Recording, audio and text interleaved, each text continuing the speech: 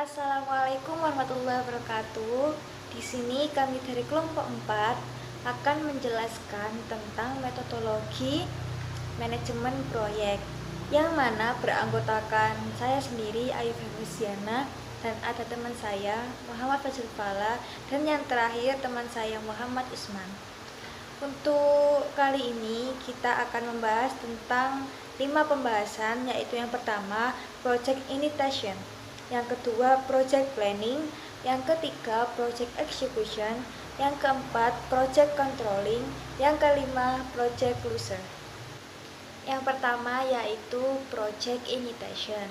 Project initiation merupakan tahap awal dalam suatu proyek, yang artinya yaitu memberikan gambaran global suatu proyek dalam bentuk definisi proyek. Hal ini biasanya berisi ruang lingkup proyek, tujuan proyek, waktu pengerjaan proyek, biaya proyek, dan informasi umum lainnya. Untuk dokumen definisi proyek yang akan dijadikan sebagai bahan pegangan atau acuan dalam perencanaan proyek. Selanjutnya ada mekanisme project initiation. Yang pertama yaitu pemilik proyek, yaitu project owner, itu memberikan penugasan kepada manajer proyeknya dan tim proyek. Terus yang kedua itu manajer proyek dan tim proyek secara bersama-sama membuat definisi proyek dan disetujui oleh pemilik proyek. Jadi yang membuat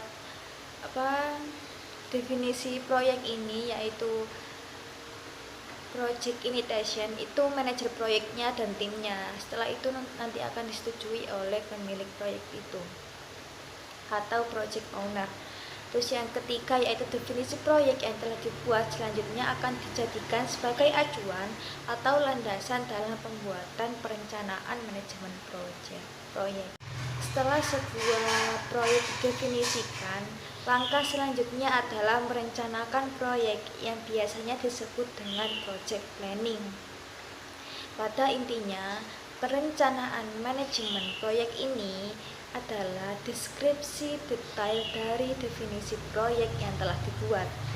Perencanaan proyek secara umum berisi tentang tujuan, ruang lingkup, waktu pengerjaan atau jadwal, terus rencana anggaran biaya, kualitas proyek, sumber daya proyek, perencanaan komunikasi, pengadaan serta integrasi.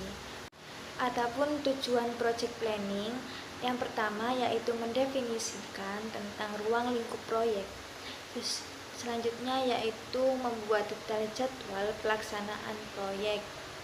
Yang ketiga yaitu menentukan alokasi dana yang dibutuhkan dalam proyek tersebut. Yang keempat, menetapkan prosedur dan mekanisme pengontrolan proyek. Yang kelima, menentukan kualifikasi, peran, dan tanggung jawab serta jumlah personil yang dibutuhkan untuk melaksanakan proyek. Lalu yang keenam, mengidentifikasi resiko-resiko atau hambatan-hambatan dalam proyek dan menentukan tindakan penanggulangannya. Tindakan solusinya yang akan diambil ketika ada hambatan-hambatan yang ada dalam proyek tersebut. Terus yang ketujuh, membuat perencanaan komunikasi selama pelaksanaan proyek agar tidak terjadinya miskomunikasi.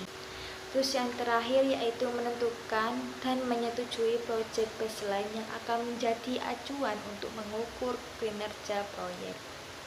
Ada mekanisme project planning yaitu sebagai berikut. Yang pertama, manajer proyek bersama-sama dengan tim proyek mempelajari kembali definisi proyek tersebut,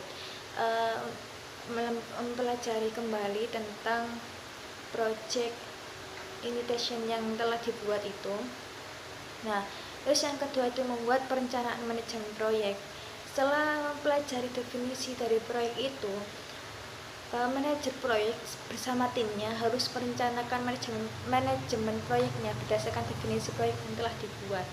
Terus yang ketiga baru ada persetujuan dari pemilik proyek bahwa proyek manajemen ini telah sesuai dengan definisi proyek yang telah dibuat.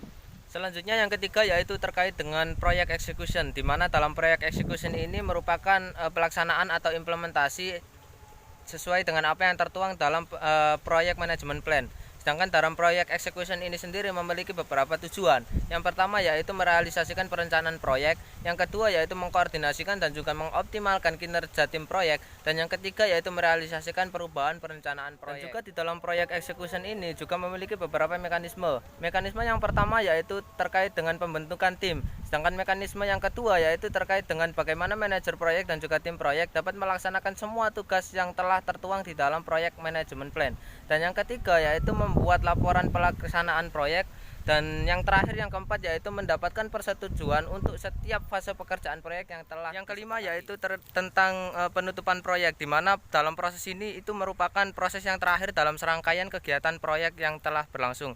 Pada tahap ini akan memberikan laporan tentang hasil apa saja yang kemudian telah diperoleh selama proyek dilaksanakan. Sedangkan terkait dengan mekanisme dari penutupan proyek, itu yang pertama ada laporan pelaksanaan pekerjaan. Sedangkan yang kedua yaitu laporan penyelesaian pekerjaan, dan yang ketiga yaitu berita acara penyelesaian pekerjaan, dan yang keempat yaitu berita acara serah terima pekerjaan. Saya akan menjelaskan tentang project controlling. Jadi tahap ini adalah tahap lanjutan dari eksekusi proyek, pengontrolan terhadap aktivitas proyek.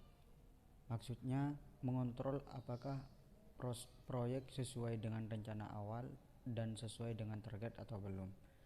Lalu yang selanjutnya yaitu tujuan dari tahap ini, tujuan dari project controlling sendiri, yaitu yang pertama memastikan pencapaian target suatu proyek, yang kedua mengontrol pelaksanaan proyek sesuai perencanaan awal, dan yang ketiga yaitu mengupdate project planning jika ada yang perlu diupdate.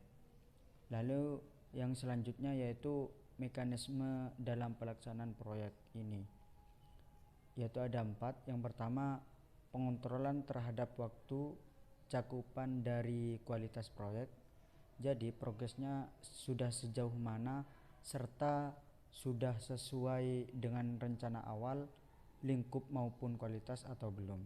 Yang kedua yaitu pengontrolan biaya, jadi mengontrol biaya dari awal perencanaan proyek dibuat sampai selesai, dan membentukkan anggaran yang harus dikeluarkan, membandingkan anggaran dengan pengeluaran terbaru dari sebuah proyek dan estimasi waktu selesainya proyek.